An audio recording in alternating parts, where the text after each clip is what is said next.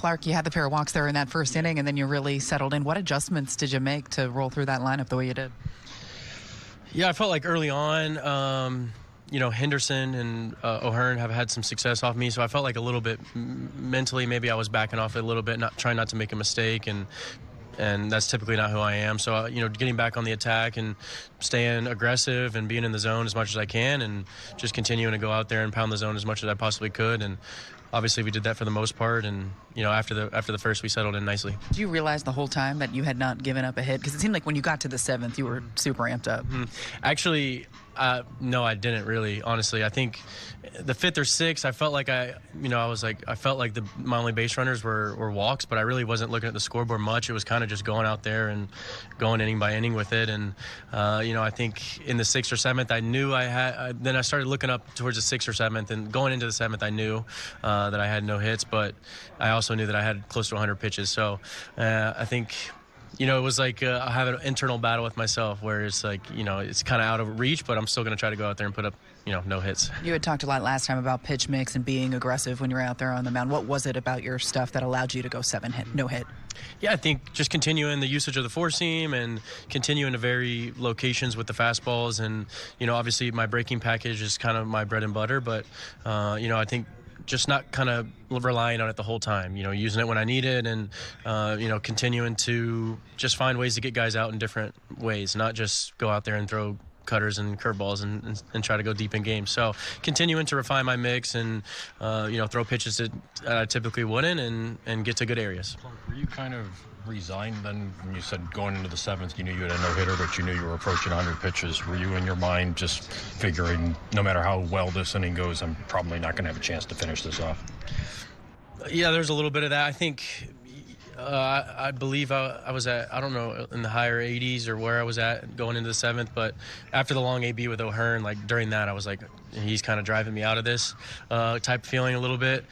But for me, I think, I was very present today. I think that's why I had a lot of success. I was very, focused on executing pitches. I was very focused on attacking guys, and it really showed. And I think there wasn't a lot of me watching the scoreboard and checking my pitch count. There wasn't a lot of checking my stat line back there. It was just being very present and pitch to pitch and hitter to hitter. And so I think that definitely helped me have some success today. When he took you out, you weren't surprised at that point. And what was the conversation?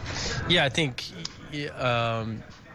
there's a little bit of like, obviously I want to go as deep as I can, but, we've when you're at the 103 mark and you have 2 more innings to go, and you have 80 more games to go, it's, you got to think bigger picture here. So obviously it's a tough conversation to have, and, you get frustrated, but it's kind of a mutual feeling where it's like, you got to think big picture here, and, is it worth throwing 130 pitches? But, I would love to be out there, obviously, and I got to give credit to JC. He was amazing all day and making quality pitch selections and getting to good areas with him. And, he was awesome. The defense was awesome. Obviously, the offense, putting up that many runs, it makes my job a lot easier. So credit to them. So when you come off physically spent at that point with the weather and going on the fifth day?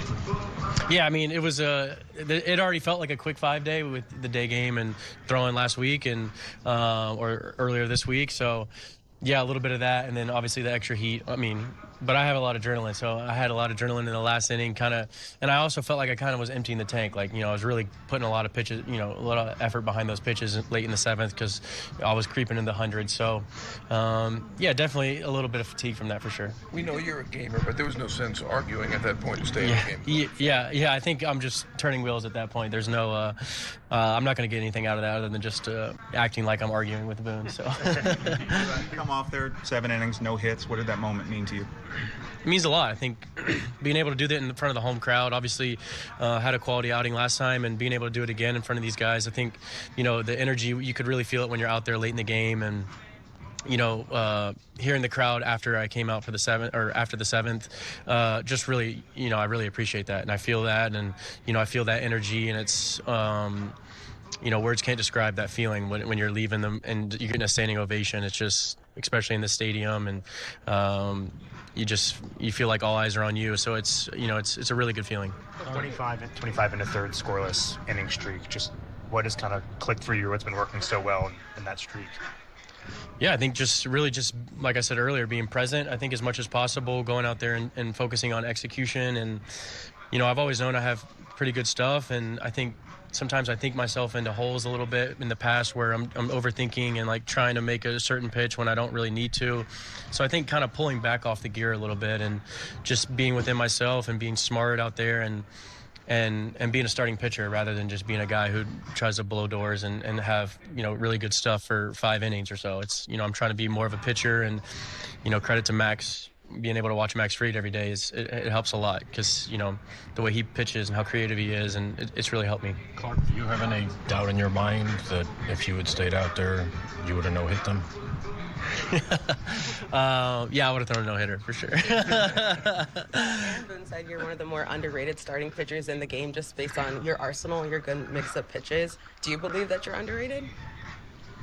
Yeah, for sure. I think, every time I go out there, I'm trying to prove myself, and I've had a chip on my shoulder since I was a young kid. Like, I always play with a chip on my shoulder, and every time I go out there, I have a chip on my shoulder. So, the lack of attention or attention to not being, one of the top guys is a motivating factor for me, and it's something that I'm always thinking about, and I find ways to motivate myself very easily. So, being underrated is another way to put it.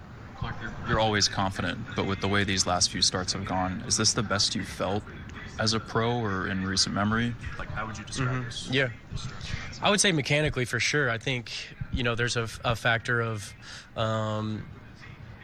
just obviously as I continue to go push the envelope of going deeper and deeper in games and continuing to get my body back every 5 days and focus on recovery and stuff like that, that's been a point of emphasis for me. But for me, mechanically and stuff wise, I think, this is probably the tops I've been in my career, but I felt like that last year before the injury, before I got hurt as well. So just really rolling and we have a good mix and we're getting to good areas and we're executing. So it's all like a perfect storm, kind of going right now. Clarke, just to be clear, did Aaron go to you after the 7th and say, Clarke, you're done? Or did you go to him and say, hey, I'm pretty fatigued? Or it's more him like looking at me like this is it for you right here. There was a little bit of back and forth, where you're having some dialogue, but you can tell with the look in his eyes. It's, you're at 104.3 or I don't know what it was. We're not driving you to 130 today.